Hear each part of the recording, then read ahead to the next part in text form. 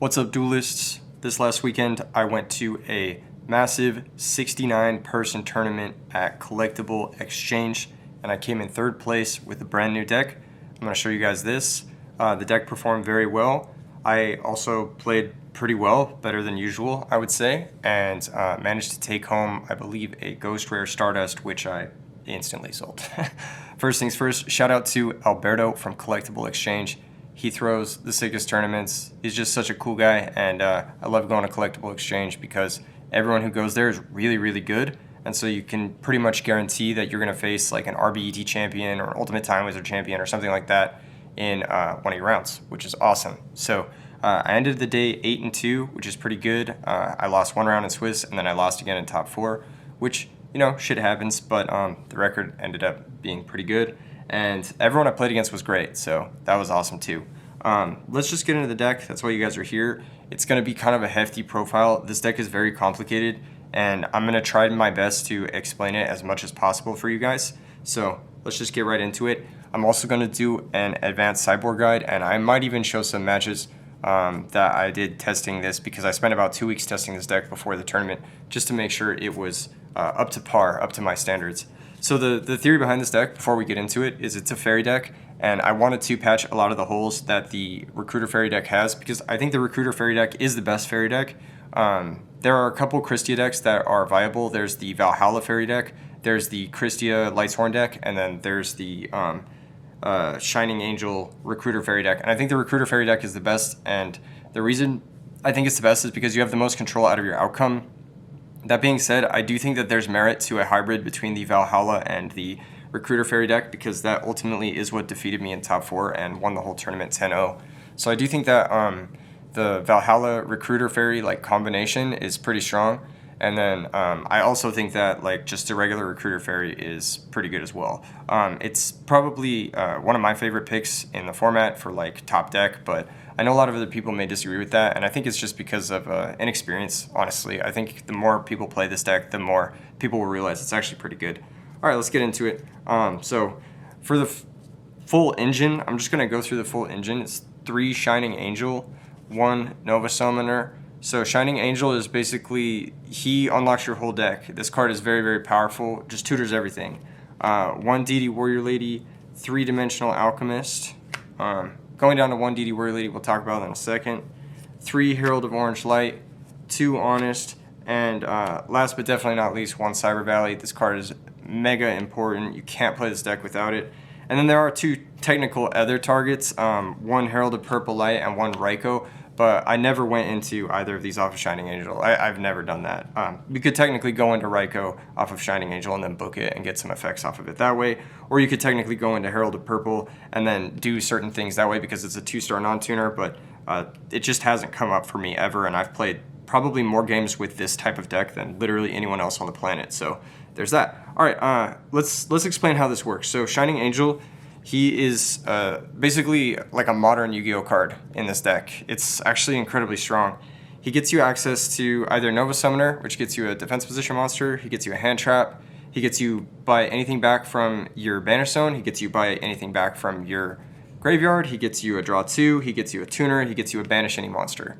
So this card is the most powerful card, honestly. I know people don't really understand it, and they think oh, Battle Recruiter or her, but yeah, you can crash this card and you can get access to pretty much anything, and it means that you have an extreme amount of redundancy. Instead of having 3 copies of Dimensional Alchemist, I actually have 7 copies of Dimensional Alchemist. Instead of having 1 copy of DD Warrior Lady, I have 8 copies, plus Cyber Valley recurring it. There's so much redundancy. You basically have 10 copies of everything, and so it ultimately comes down to you and how you play the deck, and you're gonna draw well every single game. There's not hands you're gonna get that are gonna be oh, I didn't see my Dimensional Alchemist, so I lost. You're gonna see it every single game because you have access to your entire deck off of this card and Nova Summoner as well, technically. So yeah, you can proactively use this card by crashing. That comes up a lot. It can get you access to any of these cards, and it maintains your board presence, so you never really fall behind on tempo. If you have one of these in play, your opponent attacks into it, you still maintain a monster in play, and then you can pick and choose how you want to do that. Or even if you're like crashing it into things, you can go and grab like certain things that can allow you to maintain tempo, or grab special summons that allow you to do that. So this is the core engine. I stripped it down to as bare minimum as possible. Normally people will play 3 DD Warrior Lady in this deck. I cut it down to 1 because I needed space for some of the other stuff you'll see in the deck. And this obviously does affect your percentages against Blackwings and the mirror match. Having only one of this card makes you much weaker against Fairy Mirror, and it makes you much weaker against specifically Blackwings. But I decided to take that sacrifice and improve my percentages against the rest of the field, because I think this deck legit has a favorable matchup against everything that isn't the mirror match. Like straight up, like that's how I feel about this deck. And especially playing it on Sunday, I never felt like I was ever going into a matchup where I didn't feel favored, which is crazy. And we'll get into why in a second. Dimensional Alchemist, I like playing 3 because it's good in multiples. It's your best second summon. It's your best extender. It's your best late game normal summon because oftentimes one of your monsters will get banished. We'll get into that a bit more later. And then also this allows you to just dig further into your deck. So like let's say you need a key card, which we'll get into later. Instead of starting with 6 cards, you start seeing 7 cards with a Dimensional Alchemist. And if you have a way to protect it and then you have a second one, you're actually starting seeing 10 cards by turn 2. Which is more than most decks. It's like you got a free pot of duality, which most Edison decks don't really get access to. Unless they have like specifically a card like Substitute, then they can see more cards. But Dimensional Alchemist is very unique in that regard, that it allows you to churn through your deck faster than most cards will. And unlike cards like Lightsworn cards, like Raikou or like Lila or whatever, that require a separate card to recur the cards that you see, Dimensional Alchemist not only digs, but he recurs as well. So it's all in one. This guy's kind of like both monster reincarnation and a Lightsworn monster built into one card, and that's why it's so powerful. 1800 is also a really good stat line. It can miss timing. You need to know that if you play this deck. It misses timing when popped by Raikou. It misses timing when it's popped Chainlink 2 or higher. So you need to know that. You straight up need to know that. But like if you have multiple in play and like they both get popped, they both form a chain, you get to use both of them at the same time. So it's not like that so much. But yeah, you do need to know that. Cyber Valley is also, you really need to know how this card works, because this card comes up in every way, shape, or form. I'm going to talk about some of the plays with it later. The big one, obviously, is you're going to float into this, take your opponent's monster, and then get a free Pot of Greed, which is amazing. But the third effect actually comes up quite a bit. Multiple times, if your opponent has Solemn Judgment, you'll special your Christia, they'll Solemn it, and then you'll need to summon Cyber Valley, banish a card from your hand with the Cyber Valley, and then stack the Christia on top of your deck. You'll have 4 other fairies, you'll draw into the Christia eventually, or you'll flip return, draw into the Christia the same turn, special the Christia, and then be able to play through Solemn Judgment that way. That's how you play through Solemn Judgment with Christia. This card is your only piece of grave manipulation in this list. And then there are other power cards that you can add back with this, like Heavy Storm and a few other ones, which we'll get into in a second. Herald of Orange Light, this is the best interaction in the game. It means that you actually have a pretty good matchup into combo decks going second, which no other deck in the format can say that they have, literally straight up, because you get to play one of the only hand traps in the game, and you actually get to play Honest as well, which is another one of the hand traps in the game. Honest is really good. I actually side this card out a lot more than people would think, and I think that that's like something I'll discuss more in the sideboarding section. It's not great against some matchups, like against Machina, it's not that good. Against zombies, it's not that good. So there's like a few matchups where you can side out one of them or both of them even, but it's really good against like Blackwings and stuff like that. So yeah, it's an incredibly powerful card, and you get to tutor it. And so you just get to tutor it and you can spam it as well. So that's really good. Herald of Purple Light, I'm playing one of this. I wanted a second copy of Space Typhoon basically, and this just kind of acted as that. I wanted to be able to make a play going second and be able to play through one back row, either with Space Typhoon or with Herald of Purple Light. And Dust Tornado doesn't accomplish that same thing. Herald of Purple Light also counters some of the cards that this deck is weak to, which we'll talk about when we get into the next portion. Yeah, so for the rest of the fairies, there's only one Christia. I only play one Christia. This card can brick in multiples. You do want to see it, but we're going to get into why I only played one in a second. And we'll get into that basically right now.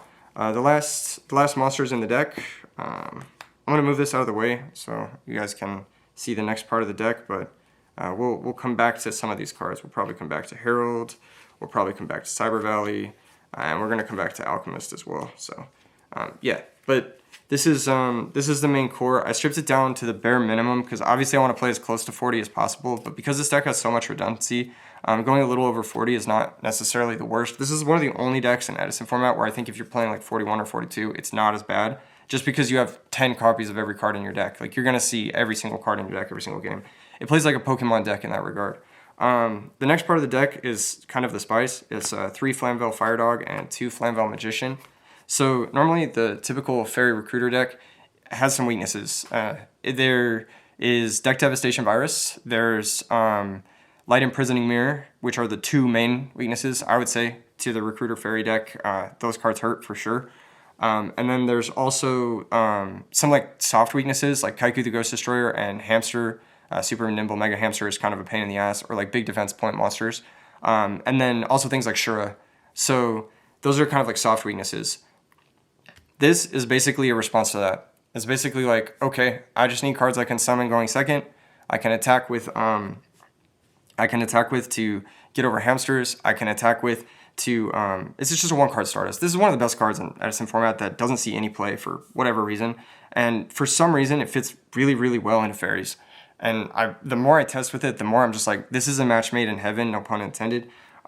It just works really well. Like, I had so many games where I would summon Fire Dog, and then I had Herald of Purple to just force the Fire Dog through. I made a Stardust, and my opponent just couldn't win. There's so many games where, like, you summon a Fire Dog, you attack over a Hamster, or your opponent is thinking about siding out their Hamsters against you because, you know, they can't deal with the Fire Dog stuff. So this also improves your Value Turbo matchup to, like, almost unlosable, this package here. The Fire Dog is really good against Glads. It makes Glads almost unlosable. Those are 2 matchups that are great to have good matchups into because they're very popular decks. They help you have a very proactive game plan and just have really aggressive summons so you can close out games fast. You're not like playing a stall game, which often happens with the Recruiter Fairy deck. And the deck is good in the stalemate, but I don't want to play 10 stalemates because that's very mentally taxing. And if you get into 10 stalemates and you make one mistake in one of them, there goes your tournament run. So they also improve your deck's aggressive potential, which is really nice. This card is also a banish magnet. So like if you summon it, your opponent's gonna bottomless or deprison it like 100% of the time. Like straight up, like they never want to leave this card around. Especially because if it hits the grave, then it's live for rekindling, which we are playing. And that's where this guy comes in. This guy will always have a very high value target. So if the Fire Dog gets banished, then Dimensional Alchemist now adds back Stardust Dragon or any level 8 Synchro. So Dimensional Alchemist now levels up into one of the best cards in the format, in my opinion, or one of the best normal summons in the format, in my opinion. This card is crazy. The Magician actually isn't that bad in this deck. Oftentimes, if you draw it, you have a couple of conversions, Mind Brain, of course, as well as the Search for, which we'll get into in a second. But if you have just like a Shining Angel, and then you float the Shining Angel into another monster, and then you synchro with the Flamvell Magician, you now have 2 fairies in grave, you have a setup Rekindling, 1 Herald of Orange gets you to Christia numbers, and Rekindling also is now live, and you have a Stardust in play to like keep you alive until whatever it is you need to resolve resolves. Going -1 into a Stardust is pretty good against most decks. Like you'll probably just get that card advantage immediately back by like running over something. So yeah, it's usually pretty good in every matchup. So even drawing this card is pretty good. I actually almost considered playing 3, but I cut the 3rd for space just because, like I said, we are running really tight on space. But drawing it is actually pretty strong. And it's just a good card. It's honestly a good card. Just being able to tune with stuff and synchro. So that is really nice. And then there was something I was going to say about Cyber Valley. Oh, yeah. Cyber Valley brings back Rekindling, which we'll get into in a second. So, yeah.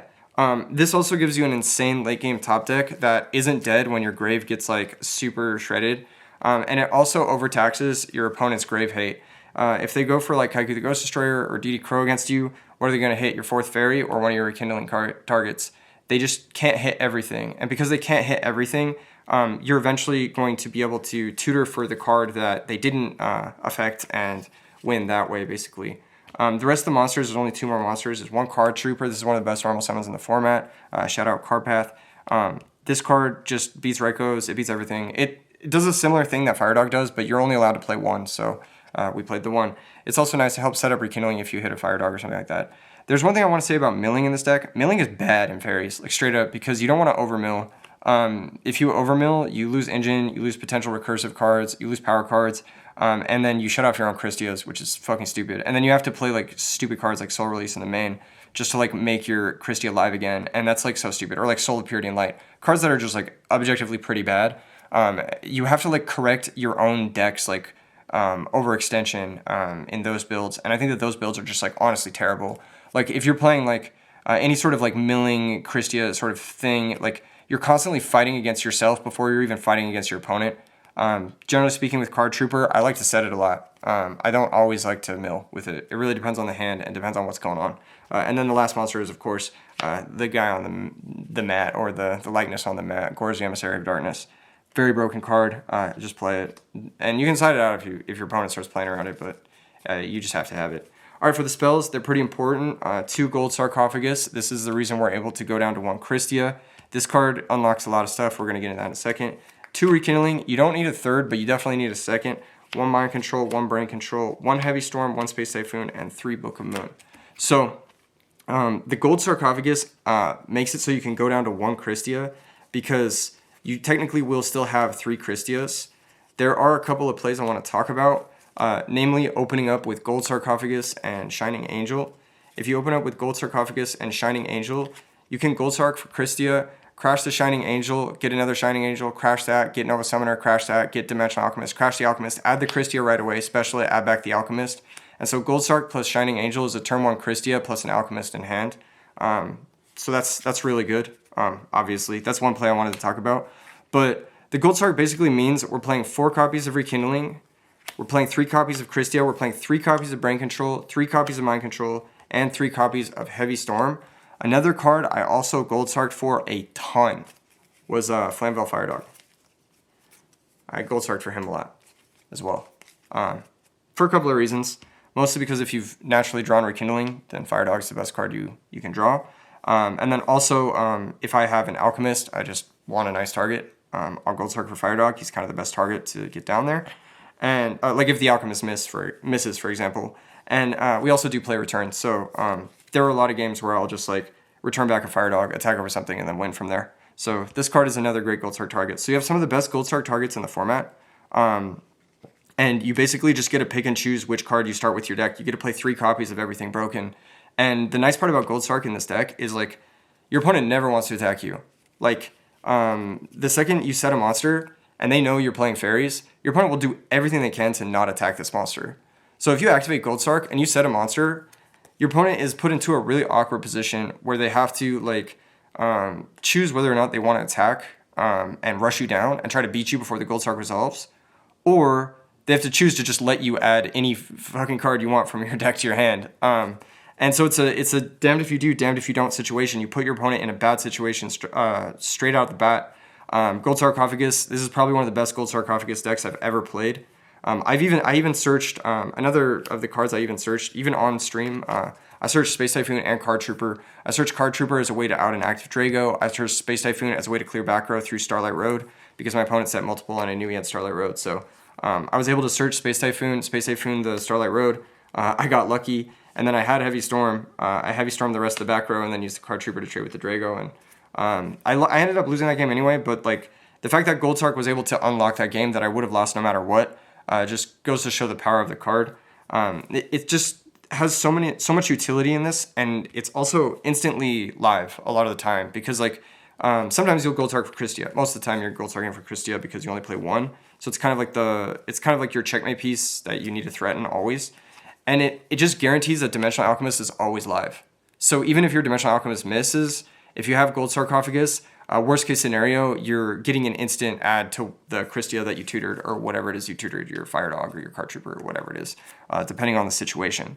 So that's a huge upside to it. Having 100% live Dimensional Alchemists is great. And then just being able to add Heavy Storm matters a lot, and Brain Control, Mind Control matters a lot. Being able to play 4 copies of these is part of the reason why Amaryllis is so good.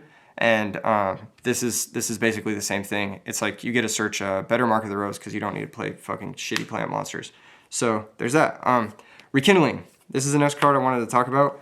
This card's insane. This is like another auto-win endgame type card. It gives this deck OTK potential that it didn't have before. It makes it so you're attacking the game from multiple angles. You can set up different like synchro plays, that sort of thing. You can actually loop this card with Cyber Valley, which is really cool. I had a play in tournament where I had a return set. I had a Cyber Valley. I Cyber Valley, banish a monster from my hand, put a Rekindling on top of my deck, return back the Cyber Valley and the monster, banish both of those, instantly drew into the Rekindling, played the Rekindling, and then won the game. So there's a lot of like utility that way. Yeah, it just creates a lot of like basically, as long as you're playing the game, as long as your monsters are hitting the graveyard, you're going to have live rekindling like Christia. And as long as your monsters are hitting the banish zone, you're going to have live alchemist, live return. That's another card I gold star for a lot, was return, by the way. We are playing that. We'll get into that in a second. But yeah, it's another card I gold star for. So it doesn't really matter what happens to your monsters unless they're like put into the deck straight up. But even then you can like tutor them out again with Shining Angel and stuff, so it's not that bad. But if they get banished, you have this, you have Alchemist. If they get sent to the grave, you have Rekindling, you have Cyber Valley to get it back. So there really is, and Christia as well to get it back. There really is nothing that that you can't do with this deck if you're just playing the game naturally, which is everything I really wanted out of the deck. Was I just wanted to be able to play the game and be rewarded for playing the game. And yeah, that really came together. So yeah, we'll get into the next part of the deck, which is the trap cards. But that's a brief explanation of Gold Sark. There's more to it. It's more involved than that. And this is one of those decks that like you really got to have your 10,000 hours. Before we get into the trap cards, Triple Book of Moon. This is a card I really wanted to play. I think this card is OP. It just is too versatile. You could write a book, no pun intended, on how versatile this card is. Straight up, I think you could write like maybe a 500-page pamphlet on the uses of Book of Moon. But the big ones in this deck is if you have Shining Angel, this is, once again, this is your best card, right? You don't really want to lose him. You want him to stay in play. You can just swing with this card into Deep Prisons and Mirror Forces all day, and then you can just book it if they play it in response. So it acts as Space Typhoon in that regard. And then you can also use this to interrupt plays under Trapstone. A lot of decks are playing Trapstone right now, especially Glads. So it works really well against Glads. And then it also works against Blackwings, and it works against Lightsworn, Christia Sworn. This really, really improves the Christia Sworn matchup. And in fact, the Fire Dog stuff as well also improves the Christia Sworn matchup. Your Christia Sworn matchup with this deck is very good, whereas I think with the like the standard Recruiter Fairy decks, your Christia Sworn matchup is not that good. So the addition of Triple Book and the Fire Dog and the Flamvell stuff makes your matchups against the Lightsworn decks go like to the moon. Like it's actually so much better. So this card's really good. It works under Decree as well. We don't play Decree, but we've faced against Decree sometimes, and so that's really important. This card protects your own monsters. It helps make sure your Alchemist stays in play. It stops Brain Control, which is super key. It stops Deep Prison, Bottomless. It stops basically everything, Mirror Force. It's just a great utility card. It stops Synchro plays. It stops your opponent from doing anything too crazy. It shuts off opposing Christias. It shuts off Vanity's Fiend. It puts Absolute Zero face down. It books Machina Fortress. There are a couple of rulings I wanted to mention actually with the monsters before we move on. There's a ruling I wanted to mention with Fire Dog and Herald of Orange Light. If you book something and run it over with Fire Dog that has like a Destroy by Battle effect, like Machina Fortress or Exploder Dragon, which comes up, or there's a few other cards that like when they're destroyed by battle, they don't, but they're mandatory effects. They'll be mandatory Chainlink 1, and then Fire Dog will be Chainlink 2, and you can't Herald of Orange that if you choose to use the Fire Dog, so that's something you need to know. If it's an optional effect, like if it's a Battle Recruiter, like a Pyramid Turtle or something like that, then Fire Dog will be Chainlink 2, will be Chainlink 1, and then their effect will be Chainlink 2. But if it's a mandatory effect like Sangan or Goblin Zombie, they'll be Chainlink 1, and Fire Dog will be Chainlink 2. So if you want to Herald of Orange that for whatever reason, you have to not use your Fire Dog if it's a mandatory effect. If it's an optional effect, you can Herald of Orange it no matter what, even still using your Fire Dog. So that's important to know. That's another one of those like fucking 10,000 hour things that you kind of have to know. Chain blocking yourself. But yeah, Book of Moon's insane. I'm gonna mention more of it, but yeah, we'll talk about it with regards to trap cards because it acts as a trap card as well. It doubles as multiple roles, and it allows you to fit more cards into a deck that otherwise would not be able to fit more cards. So for the trap cards, Return and Call, these are recursive cards. These are more just like ways to extend. A lot of times, like if they like Torrential your guy, you'll just call it back. This also becomes very good with Card Trooper and D-Elk in the grave because it's chainable. Return is a game ender. It's basically Rekindling number 3, but like even better because it can get the fairy cards, it can get the Warrior Lady, it can get Cyber Valley. You can actually loop this card infinitely with Cyber Valley. What you'll do is you'll activate it, bring back Cyber Valley, banish a card from your hand with Cyber Valley, put this back on top of your deck, and then you can just keep returning every single turn of the game until you win the game, which is really cool. There's a lot of stuff with Return that I think you have to play in this deck, but sometimes you'll just summon Fire Dog, and one of the things about Return is like it's dead early often, but with Fire Dog it's not, because you'll summon Fire Dog, and if the Fire Dog connects, like you get a Stardust, and the only way they out Stardust is by banishing it, and you can return it back. Or they'll banish the Fire Dog, and then you can just return it back, make the play anyway, and then extend through any one back row, basically, which is insane. So good. Just like bring back it's like, oh, you banished my card, I'm gonna do the same play. And 4,000 life points is usually worth it. For the rest of the trap cards, 1 Solemn Judgment, 1 Torrential Tribute, 2 Bottomless Trap Hole. These are all summon stops. So the deck is playing a grand total of 7 summon stops, which I think is pretty good when you factor in the fact that we have 3 Herald of Orange as well, which can act as summon stops if monsters are activating effects. So like if it's like a Caius or something like that, you're hitting it on the summon with 10 of your cards, which is very important.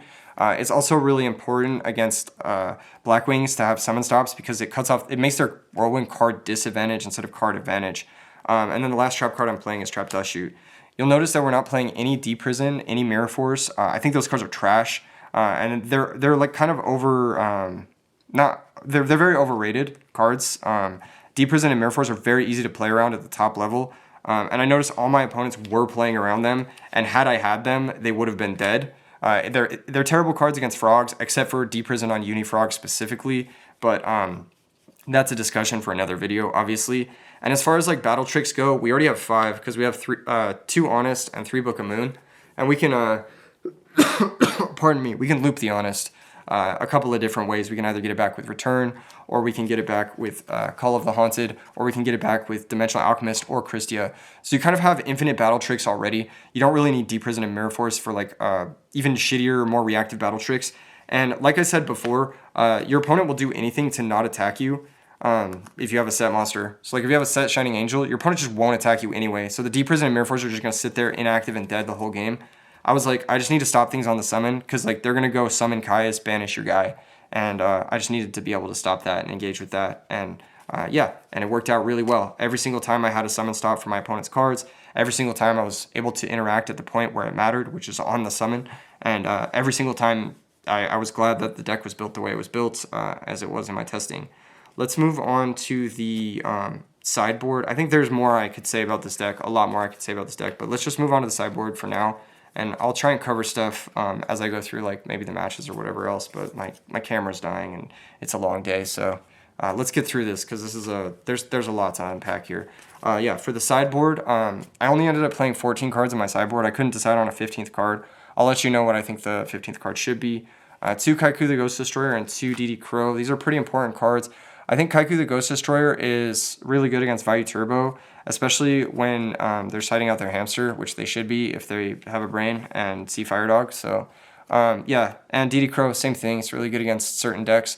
I have these mostly for zombies, but they also work against Value Turbo and some of the combo decks in the format.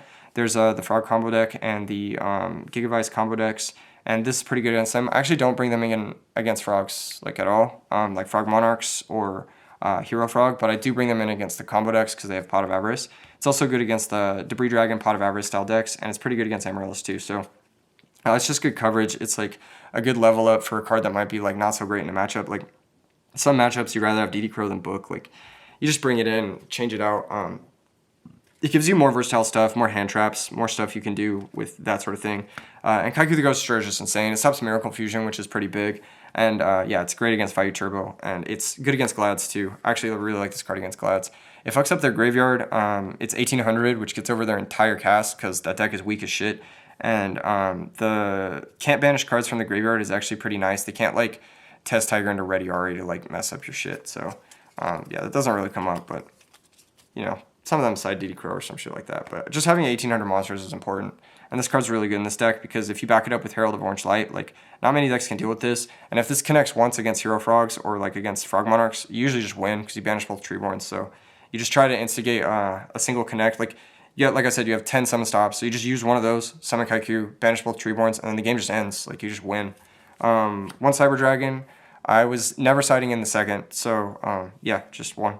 It's mid. It doesn't really do anything for this deck other than make Ancient Sacred Wyvern sometimes, which is cool, make Black Rose sometimes, which is cool, and allow you to break serve going second in some matchups, and it's good against Machina Gadgets. The real reason it's in here is because it's good against Machina Gadgets, but that was kind of a concern of mine, Machina Gadgets, but with the Flamvell stuff, that matchup gets so easy. You just make a Stardust, and it's like, it's pretty hard for them to deal with if you have Stardust plus back row. 1 Consecrated Light, it's tutorable. You get to play like, I believe, 5 copies of this with 1 copy just in the sideboard, and it helps against Blackwings and Value Turbo and other dark decks too, like Welly Dad, Krebin's decks, Jinzo. those types of decks, Consecrated Light is pretty important against. Second copy of Christia. There are some matchups where you just need to see Christia no matter what, and so 3 isn't going to cut it. You need a 4th. So yeah, just slide that in. And also, if people are going to be deck diving you, it's nice to just have like another fuck you to the people who are deck diving you, even though the deck is already really resilient to deck dive. I won every single game I got deck dived in the tournament, which is hilarious. 1 Dust Tornado. This is for Skill Drain and Lightmare, pretty much. 1 Compulsory Evacuation Device. This is just a catch-all. It's a modal option, and having 1 in means it's another thing your opponent has to think about. I got a lot of mileage over my opponent just like having to think about too many different things. They have to think about the Flamvell, they have to think about the Raikou, they have to think about the Compulse, they have to think about the Book of Moon and everything. It's just like, you can't think about everything. You just overload your opponent's brain and you overload their decision making, and they don't know your numbers, so they don't know what to play around, and they just end up playing into one of your mini tricks. 1 Starlight Road, this is for Blackwings, pretty much. I had a notepad that I wrote before the tournament where I was like, if I'm playing in this tournament, I have to play 1 Starlight Road at least, because I just want to resolve this card. I never resolved it, but I did side it in, and it would have been good had I drawn it. 1 Shadow Mirror. This is for dark decks like Norlairs, like zombies, like that sort of thing. It's a house against Value Turbo too. I sided in against Value Turbo. He went Stack for Plague, and then I went Shadow Mirror, and then he was just like, oh. He Phoenix Winged himself. Double Needle Sealing. This card is very important. I use this card a lot, especially in this deck. Yeah, it's really good. Even if you're already set up and you have Stardust, it's a blink for Stardust, which is really important. And it's just 2 extra Torrentials for the Duplock, which is nice. And then 1 Karma Cut. I didn't use this Karma Cut because Collectible Exchange is sanctioned. I had to use this hideous Karma Cut here. Ew, get that shit out of here. Anyway, yeah, but I would have liked to use this one. Karma Cut is a good catch-all, and the first discard is always free, because the 6th card in your hand is rarely going to get used over the course of an average game. It hits both Treeborns, it hits opposing Stardust Dragons, it hits Christia, most importantly. There are quite a few other cards that it deals with, but it's for the mirror match mostly. And then the 15th card that I would side would be maybe another Karma Cut or maybe another Dust Tornado, because the mirror match is fucking awful. It's really bad. The Recruiter Fairy mirror match is not that bad. The Christia Swarm mirror match is not that bad, but the Valhalla mirror match is really bad. So I would side another card specifically for that matchup, just because it's bad. Karma Cut would probably be my first pick. It's also good against Drago, which is another card that can give you some issues, but the Fire Dogs really help there as well. Extra deck is very important. I'm going to talk through the extra deck. Armory Arm, Ally of Justice Catastor, Magical Android, 1 Flamvell Urukizis, 1 Brownic, 1 Goyo, 1 Black Rose Dragon. So these are like your non-8s, basically. In the tournaments, I didn't make any of these 3, but you need them. They do come up. I also didn't make Black Rose Dragon the entire tournament, but I did threaten it. I did force a play. I actually don't think no, I did make Brownic. But yeah, I did threaten a Black Rose Dragon, and it was forcing, so I technically made it, or I made a play that threatened it. Goyo Guardian, I make this a lot. I made it in the mirror, put it in defense. Again, if you play the Fairy Mirror, being able to put Goyo Guardian in defense is actually pretty difficult for them to deal with. I also made it a lot just to deal 2,800 damage to the opponent, because I just wanted to set up Rekindling OTKs.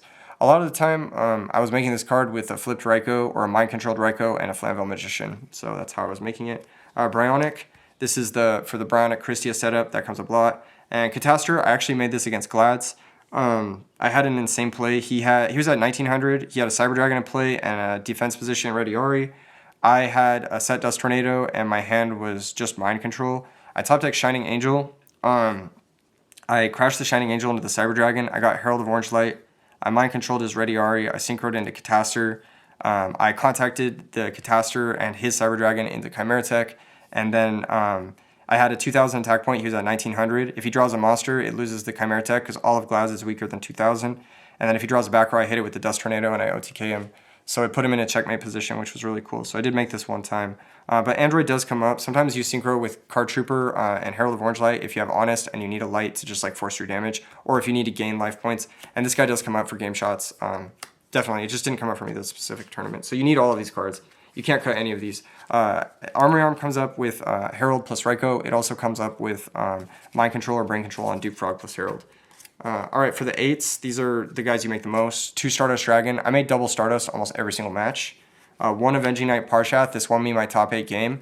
Tommy had 2 DD Warrior Ladies. You guys can see these matches again on well, I'll show you the channels when I get to the other, cut to the computer screen, basically. But he had 2 warrior ladies in face-up attack position. He was at 2,900, I think.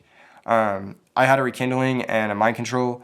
I went rekindling, bring back Fire Dog, Flamvell Magician, mind control one of the warrior ladies, synchro into Avenging Knight, switch his other warrior lady to play around Honest, attack Pierce for 1,000, he banishes both, and then attack directly for game to play around Gores as well. So this won me my top 8 game. This comes up a lot, actually. I make this a lot. It's also a fairy for Christia, and it also works well with Honest. Piercing plus Honest plus battle switching is really nice. If your opponent soft locks you, you can make this, switch their dupe to attack, and just start hitting them for a shitload of damage. Or this can pierce over the soft lock as well.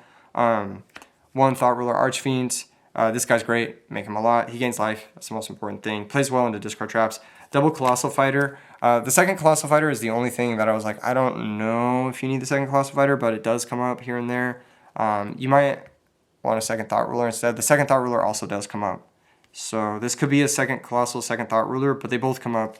1 Red Dragon Archfiend. This guy definitely comes up. He clears opposing battle recruiters. Once again, we were using our English one, which was signed by the voice actor, courtesy of Asian with Cards. Shout out Asian with Cards, but for the deck profile, we got to show the flashy all DT extra deck. And then 1 Chimera Tech, which is obviously important. We only have 1 Cyber Dragon, so we only play 1 Chimera Tech. And we only have space for 1 anyway. You can loop the Cyber Dragon, but yeah, hopefully by the first Chimera Tech, you've won. That's the whole main deck profile. I'm sure there's stuff I'm forgetting, but let's do a quick few shout-outs that I wrote on my phone real quick. Shout out to Legacy TCG, Totogon, and Forest Ant for streaming the event and covering the footage of the event. Shout out to Sam Acoluso, I believe. Alberto told me that you were excited to come to the tournament, but you got sick. So sorry to hear that, man. I hope you're feeling better. And then shout out to all my opponents, Andy, Eric, Wilmer, Miggy, of course, Brian, Kyle, and Brandon, Tommy, and I believe Eric in top 4 were all of your guys' names. My matchups were Frog Hero, which I won, Black Wings, which I lost. He had the nuts, dude. It was crazy. Hero Frog, which I won, Dragons, which I won, Vayu Turbo, which I won, Hamster Raiko Kaius, Machina, which I won, Gladiator Beast, which I won, Fairy Mirror, which I won, and then another Fairy Mirror, but he was on Valhalla, so I lost. And then the Valhalla Fairies ended up winning the whole tournament 10-0, which is, yeah, as it should be. I mean, Fairy's best deck. So let's go ahead and show you guys how I sided in all those matchups. I took photos of it, so I'll show you guys that. And I'll show you guys a few other things about the deck, and we'll call it a video. Alright guys, real quick before we get into the sideboard guide for the deck, I just want to remind you guys that RBET Santa Clara is coming up very soon. You can find sign-up links in the description below. This is a beautiful demo of the beautiful gift donations from Yggdrasil to the community, which will be obviously gifted free for the players. You know what I'm saying? You know where I'm going with this. It's got the Frost Vigilante. You guys know him as the Frost Vigilante, right? Yeah, so it's going to be a pretty cool one. And there's also a hotel block attached to this where you can get pretty cheap rooms that are like straight up attached to the convention center. So you can just go downstairs and immediately play in the RBET, which is super sick. Not immediately, but like you go downstairs, you walk a little bit, and you're right there. So you don't even need to like Uber from the hotel. There's links to that in the Discord and stuff. So come through to RBET Santa Clara. Maybe this is a deck you want to play in RBET Santa Clara. Maybe you want to try something else that is also new and fresh, and RBET is the best place to do it. And I would be playing in them if I could. I'll just say that much. I would be playing in every single RBET if I could. If I wasn't hosting them, I would be playing in them. So don't miss out on these. They're once-in-a-lifetime opportunities, and the stuff that you guys can get from playing in them is just so sick. All right, let's move into the sideboard guide. So the first sideboard guide that I'm going to show you guys is how I was siding versus Frog Hero. You'll notice that every sideboard card that I showed you guys gets used, I believe. Yeah, I believe every sideboard card that I showed you guys gets used when you look at all of these guides. So every single card has a purpose. We're not wasting any of our sideboard slots. They are all actively improving the deck. So the first is versus Frog Hero. This is how I was siding. I made sure and took a photo after every one of my matches to make sure I decided, and also so I could remember and tell you guys later on how I was siding. So versus Frog Hero, I was siding out 1 Rekindling, 1 Raiko, 1 Dimensional Alchemist, 1 Book, 1 Heavy Storm, 1 Call, 1 Return, and I was bringing in 2 Kaiku the Ghost Destroyer, 1 Christia, 1 Compulsory, 1 Karma Cut, and 2 Needle Sealing. The needle ceiling are fairly self-explanatory. They help deal with big boards, wide boards with dupe frogs in play, or just like absolute 0 plus swap frog. Can deal with that pretty easily. And then worst case scenario gets you a blinking Stardust, which is amazing. The Karma Cut, self-explanatory yet again, banishes the Treeborn Frogs, or it can banish like stuff like Caius, or it can banish like Absolute Zero that's already resolved. So it's a very versatile card in the matchup. You would side in 2 if you had him, but we don't have space for that. I mean, just kidding. We do. We have exactly 1 spot, but I'm going to tell you guys what I'm going to side in that 1 spot after this.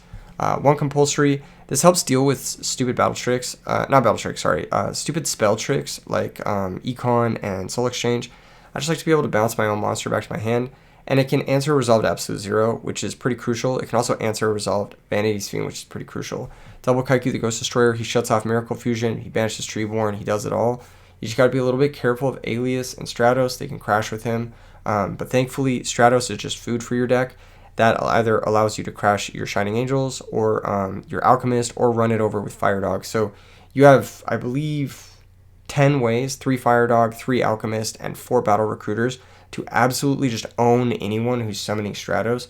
And that's why I think that most of the hero matchups, except maybe Hero Beat, which I haven't really theorized yet, are pretty good matchups. Just because the second that Stratos hits play, you just capitalize off of that with one of your 10 cards, and your opponent just kind of falls behind from there.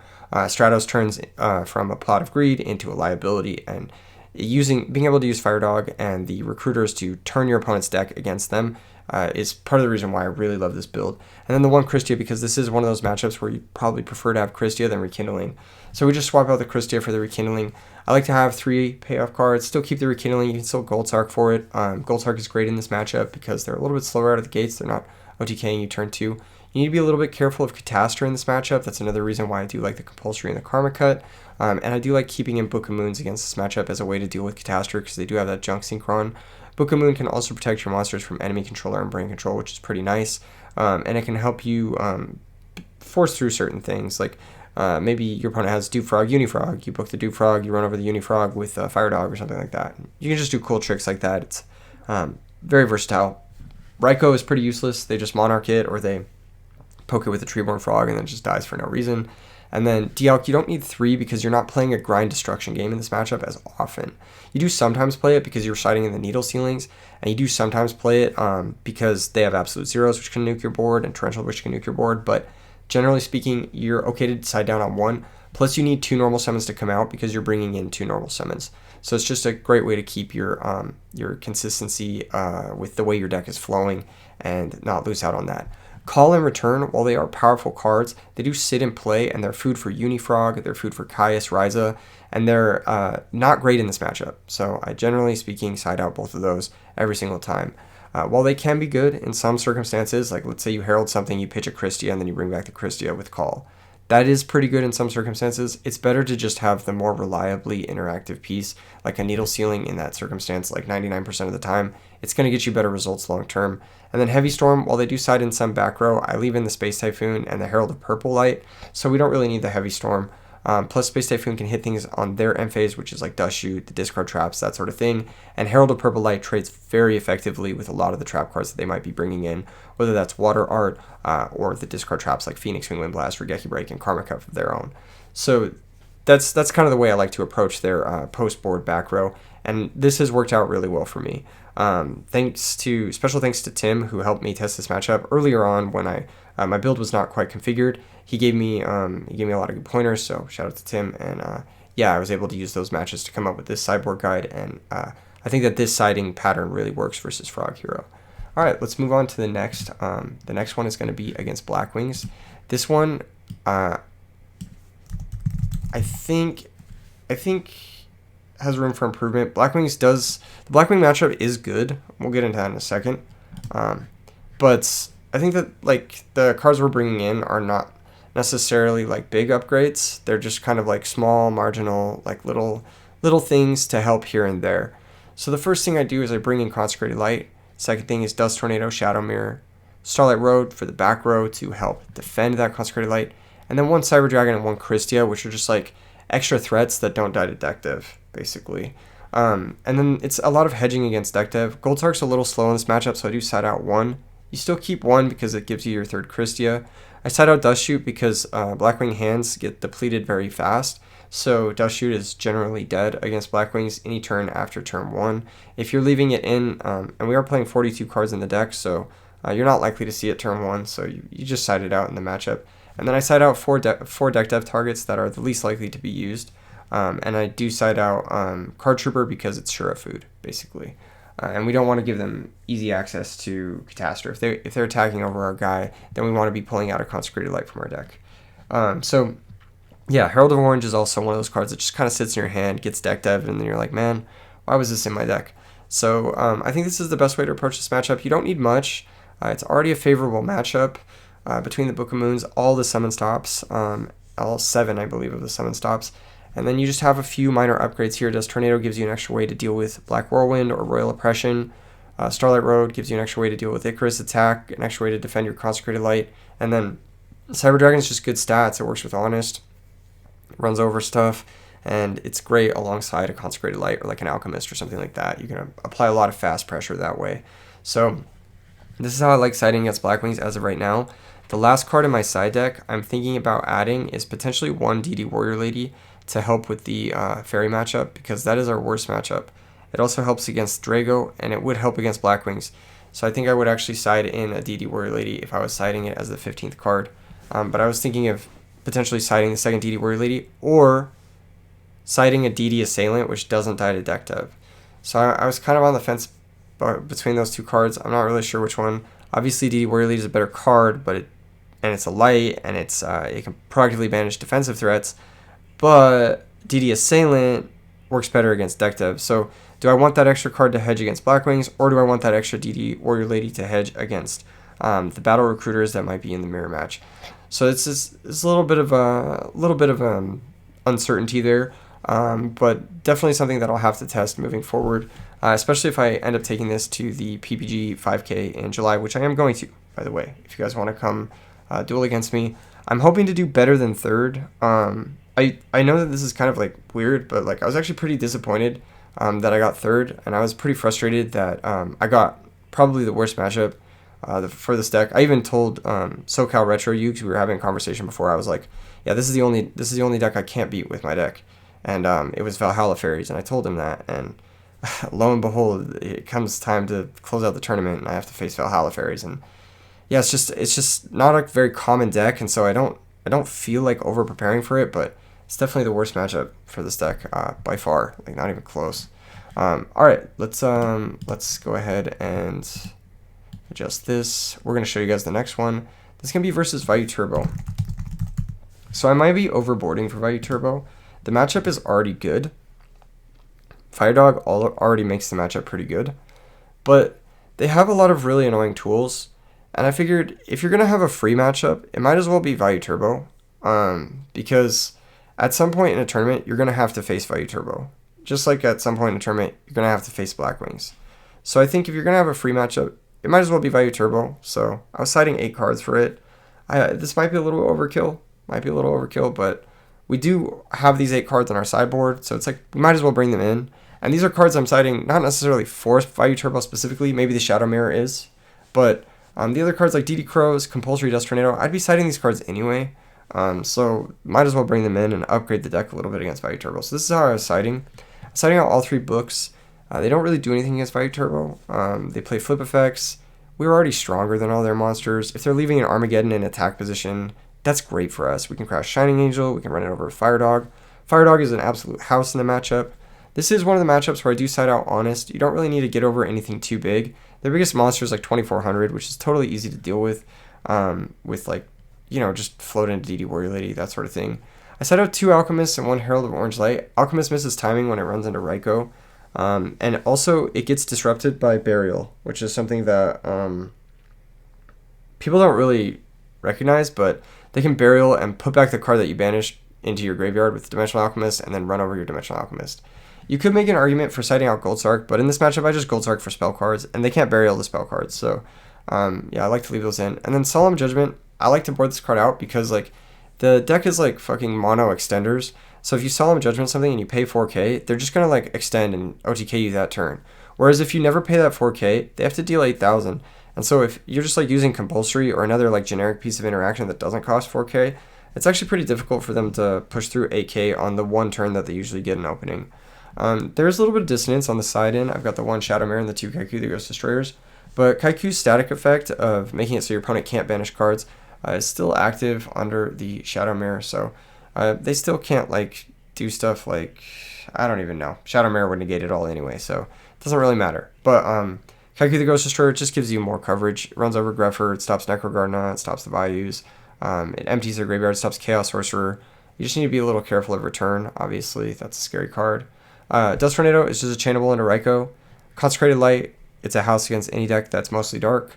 Double DD Crow, it helps stop their guys so that they can't like deck dev you. Turn 1 going second.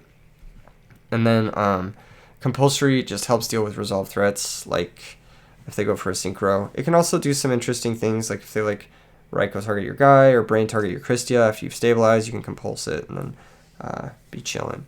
This is another matchup where you could potentially argue to side in the second Christia, but we are siding out 4 fairies, so it's kind of like, do we really want 2 Christia potentially that are dead? Probably not. Probably not. And I'm not totally sold on the side out, the loadout here, but the loadout could be slightly different depending on what your opponent's doing and how they're playing. But I found this to be pretty effective in my testing, and I got the matchup against Value Turbo like pretty down. I think that that's probably one of the best matchups for this deck. And it's definitely the deck that you like want to see. Fire Dog is just so good against that deck. So the Flamvell stuff really helps out. And you have a great sideboard for it. So yeah, definitely great stuff there. The next one is versus Machina. So Machina is inherently like a free win. It's a really good matchup for this deck. Like really, really good. So you don't need to side that much. I was siding out 1 Herald of Orange, 1 Raikou, 1 Honest, and 1 Gold Sark. Once again, Gold Sark is not that great when your opponent can apply a lot of really early pressure. And you just don't want to be caught in a situation where you're like setting a Shining Angel, activating Gold Sark, and your opponent goes like Fortress Dyna, run over your Angel, and you're just like, I'm screwed. Honest is bad in this matchup. There's not really much you need to Honest over, and it doesn't really line up great against Machina Fortress. You guys can do the math there. Herald of Orange is just kind of like, there's not many great targets for Herald of Orange. And if we're engaging in that sort of fight where we're ditching 2 cards to stop their normal summon, we better be winning that turn. Otherwise, they can start averaging and outgrinding us really, really quick. So I sided out because we want less -1s, and I am bringing in a -1, which is the Karma Cut. However, I think that Karma Cut is a little bit more effective because it banishes the fortresses both in the grave and on the field, and it makes it difficult for them to accumulate for Pot of Avarice. Cyber Dragon, Slam Dunk, Christia, it's a checkmate against the deck, and then Dust Tornado. So it's just like bringing in a little bit more power and 1 more banish. But the matchup is already very good. Like Fire Dog over Gear Frame, Fire Dog over Hamster is amazing, obviously. And then if you just set up like a defense position Colossal, it's like they will really struggle with that. Like, or you can set up a bunch of different threats. Like I think the board I ended up making in the tournament was I had like double Stardust Colossal, and it was just like, how do you beat this? I don't think you can beat. I don't know. Most decks can't beat that, but Machina definitely can't beat that.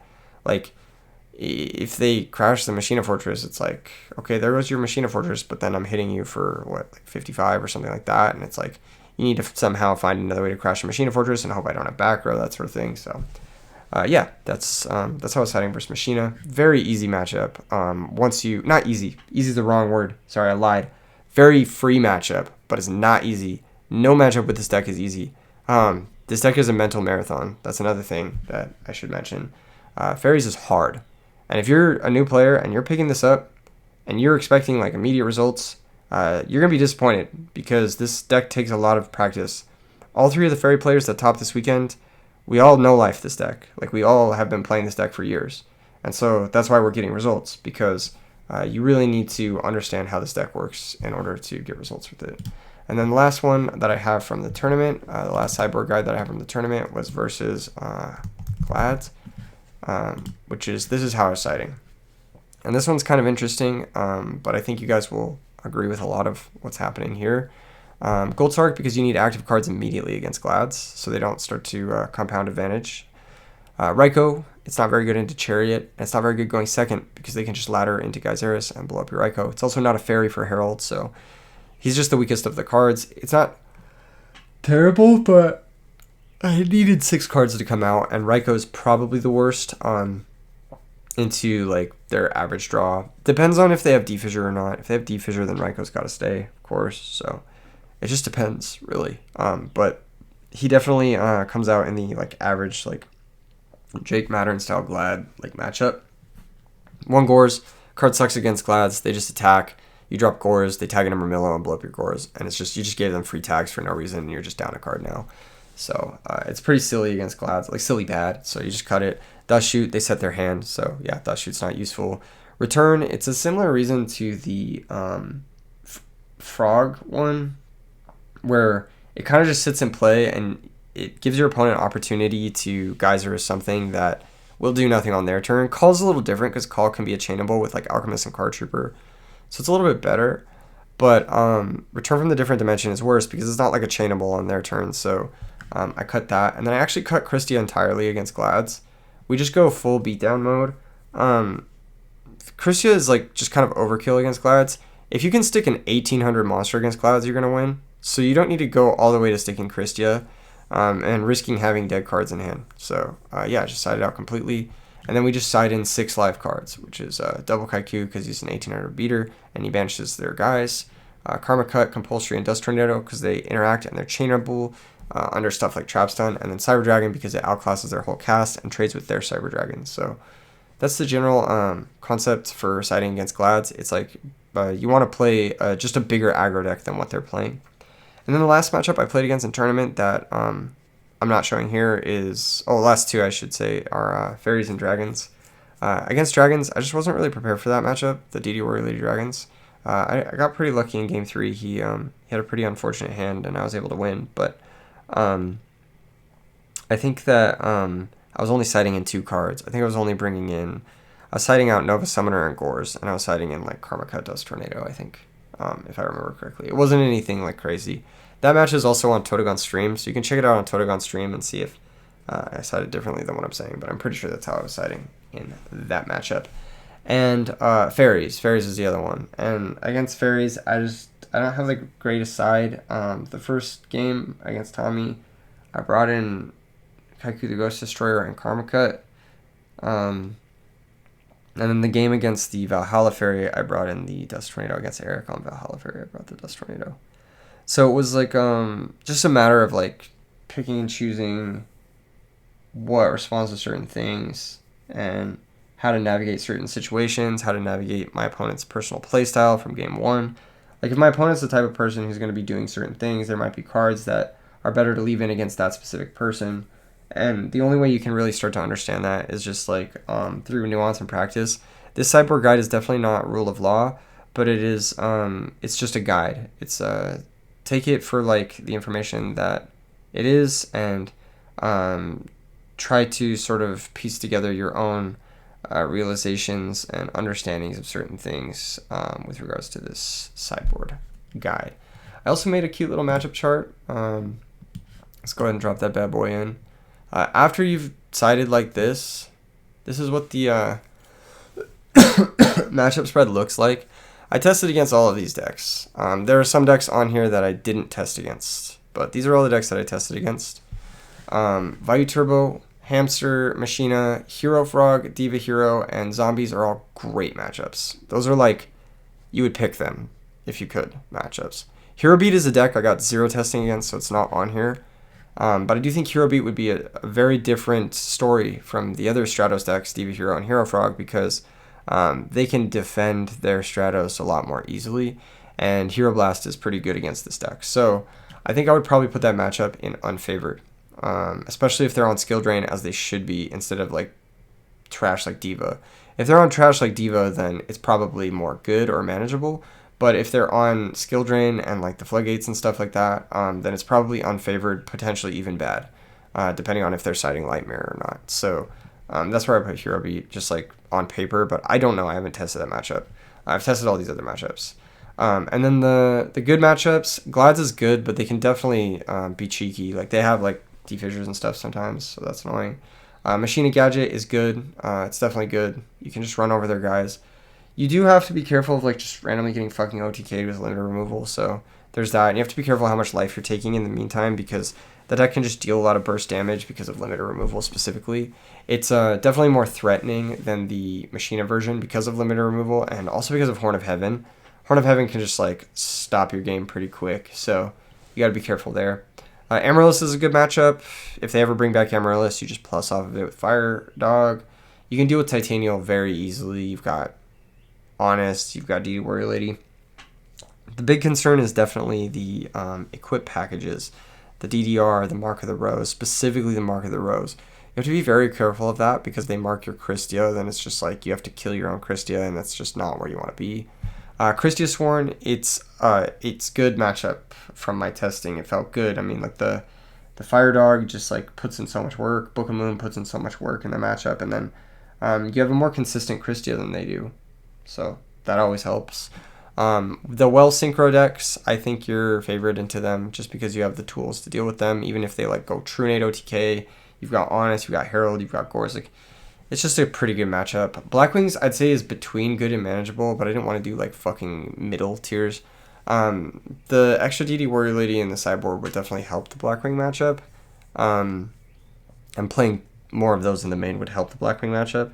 But I decided that I could just outplay any Blackwing player I played against, and I was wrong. It was my one loss in Swiss, and I think I'm gonna have to revisit that and like maybe adjust my play patterns and my sideboard patterns against Blackwings. And then Quick Draw is good because of the Fire Dog stuff. The manageable matchups, I'd say Rescue Cat Synchro is kind of manageable. It's a lower power deck than ours because they don't have Christia, but they do have Gravekeeper Spy, and I found that Gravekeeper Spy is pretty annoying for our deck to deal with because Fire Dog doesn't get over it. The combo decks are pretty good because you can just high roll a Herald 40% of the time and just beat them. So that's cool. And you have even more hand traps on the sideboard for that, which is nice. Frog Monarch is also manageable.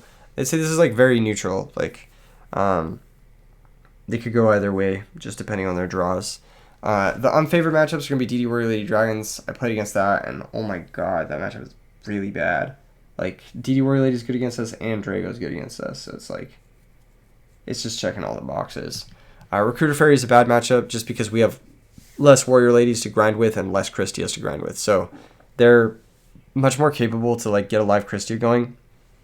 And the Fairy Mirror match is like, well, it's pretty skill intensive. It's like eating paint. It's not the best thing in the world. It's like it's pretty frustrating, I'd say, because it kind of degenerates into like a Christia race. And then Gravekeepers is a terrible matchup. You can still Rekindling under the Gravekeepers Necro Valley in Edison format, which is really nice, but it's just bad. Like having 2,500 defense, 2,000 attack guys, having deck dev game 1, having Royal Tribute, of course. It's just a bad matchup, I'd say, or unfavored matchup. And then the actual bad matchups, Gravekeepers might actually be an actual bad matchup too. I only played one game against it and it felt rough, so I'm not sure. But the actual bad matchups are going to be Valhalla and then Ancient Gear Beast decks, like with Mausoleum, because Ancient Gear Beast comes down, it's outclasses Fire Dog, and then it negates Recruiters, Alchemist, you name it. So those decks are scary, and then they're also particularly scary because they can just like activate a Mausoleum and summon a Lad, and I'm all of a sudden draw Honest or I'm down 3 cards. You know what I mean? So definitely a scarier matchup than it should be, but not a lot of people bring like Mausoleum style decks to these types of tournaments. So I figured that like if this was my matchup spread, then I was gonna have a good day, because if you notice, the great and good is like the most common decks in the format, and then like the manageable, unfavored, and bad are like decks that should be popular but just aren't for no reason. So yeah, it's just like a pretty solid, and I can just put this stuff on paper, but like this is actually how I was testing.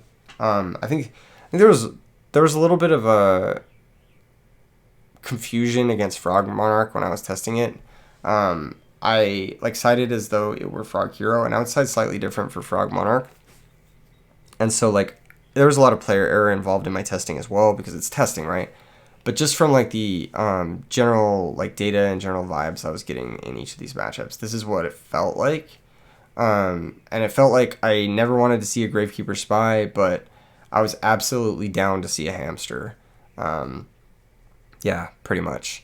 I think that's going to wrap it up. I'm exhausted you can watch the streamed matches. I just drove home like I think 7-8 hours, something like that.